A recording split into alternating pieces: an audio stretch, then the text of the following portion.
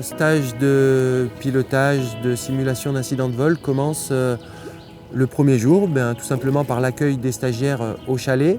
On commence avec un tour de table qui permet de cerner le profil et les ambitions de chacun et puis d'avoir un peu une vue générale du groupe avec 8 élèves en général.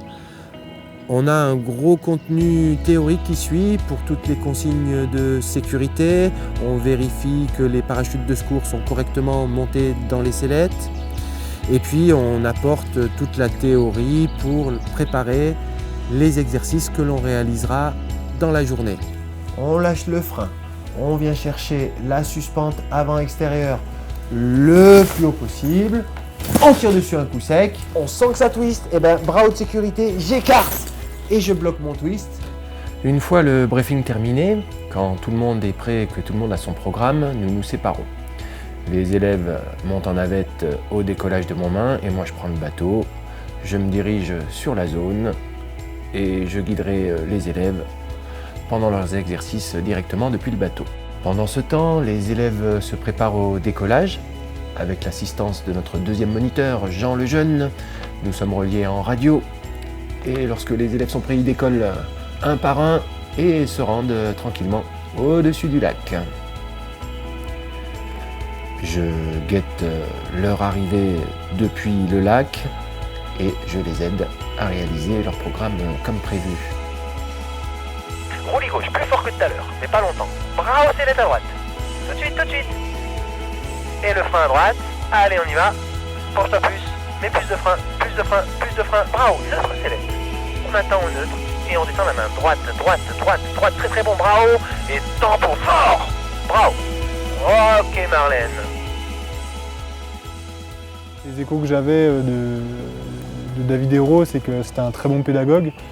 Il arrivait à rester un bon sang-froid malgré des fois des situations compliquées.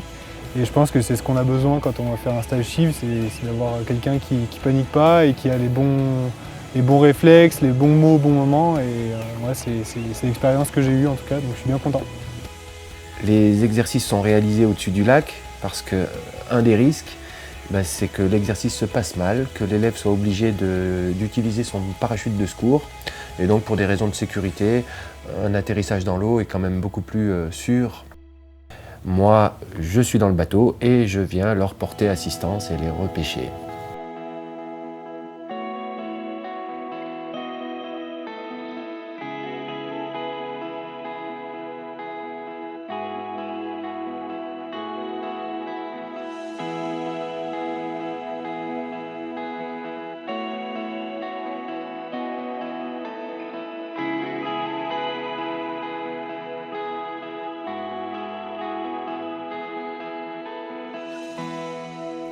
Depuis l'atterrissage au bord du lac, les élèves sont filmés pendant leurs exercices. C'est Pierrot, notre caméraman, qui assure des prises de vue de qualité grâce à un matériel vidéo HD haut de gamme et qui permet des ralentis à 50 images secondes.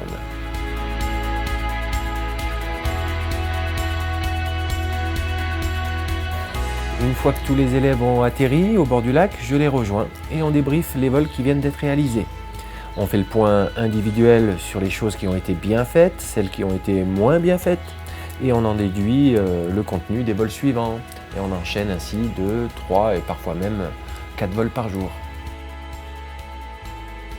Et le soir, à la fin des vols, quand tout le monde a fini de voler, je reprends le bateau et je rentre au chalet à Rangon. C'est un petit moment que j'aime bien, c'est la fin de la journée, tout le monde a volé, tout le monde est sain et sauf, je peux me relâcher un petit peu. La journée n'est pourtant pas finie. Il faut rejoindre les élèves au chalet. On va regarder les vidéos qui ont été faites dans la journée. Et puis maintenant, c'est le pilote qui rejoint la voile et qui tombe en arrière vers la voile. Ah, bah. Pour devenir un homme volant, on a besoin d'utiliser une machine volante et il faut apprendre à la piloter. Si je devais me rappeler une chose de ce stage, ce serait que j'ai oublié la peur de tomber. Quand tu ne sais pas ce qu'il se passe et tu ne comprends pas, tu ne sais pas comment réagir. Et tu as cette peur de tomber. Et grâce à ce stage, justement, tu effaces ce phénomène-là. Tu n'y penses plus. Et là, aujourd'hui, ben voilà, je suis libéré. Ici, finalement, on a appris à se mettre dans les pires conditions qui peuvent arriver. Personnellement, je n'ai jamais été dans aucun des cas qu'on a vu cette fois-ci. Mais maintenant, je vais vraiment voler sereinement en me disant que si ça se produit, je sais comment réagir. Et je sais comment réagir au quart de seconde, grâce aux instructions de David. Et ça, c'est vraiment important.